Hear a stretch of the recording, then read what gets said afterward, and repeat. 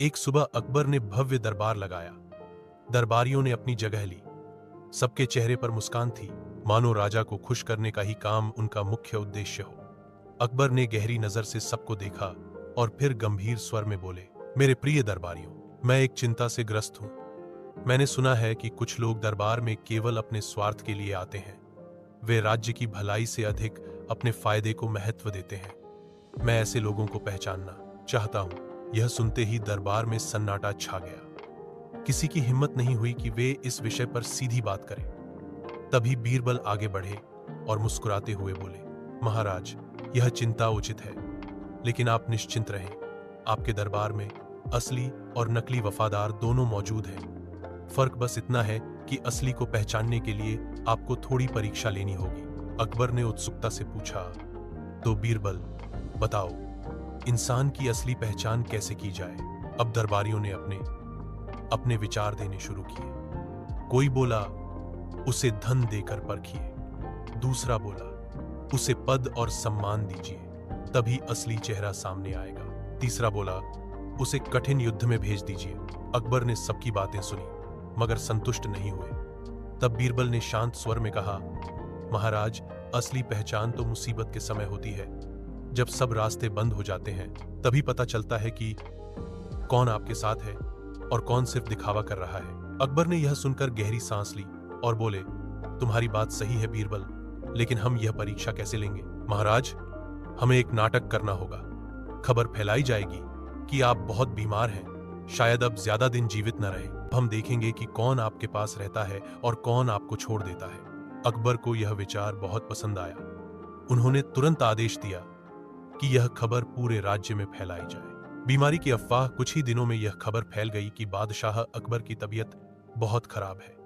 प्रजा चिंतित हो गई, लोग दुआएं करने लगे, लेकिन दरबार का दृश्य अलग था। जो दरबारी पहले रोज अकबर के चरणों में नतमस्तक रहते थे, उन्होंने धीरे धीरे दरबार आना कम कर दिया। कुछ तो सीधे सीधे बीमार राजा से दूरी बनाने लगे। दूसरी ओर कुछ दरबारियों ने शहजादे की खुशामद शुरू कर दी। वे गुपचुप जाकर उससे मिलने लगे और बोले, हुजूर, अब तो भविष्य आपका है।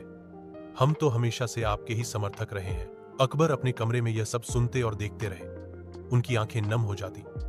उन्होंने मन ही मन कहा, तो यह है असली चेहरा। सत्ता के साथ ही सबका साथ होता है, लेकिन बीरबल हमेशा उनके पास रहते, चाहे दिन हो या रात। वे राजा की सेवा और देखभाल करते। असली चेहरे उजागर। कुछ ही दिनों में स्थिति साफ हो गई। जिन्हें अकबर ने अपना करीबी समझा था, वही सबसे पहले उन्हें छोड़कर जा चुके थे। केवल गिने चुने दरबारी और बीरबल उनके पास थे। एक दिन अकबर ने बीरबल से कहा, बीरबल, मेरा दिल टूट गया है।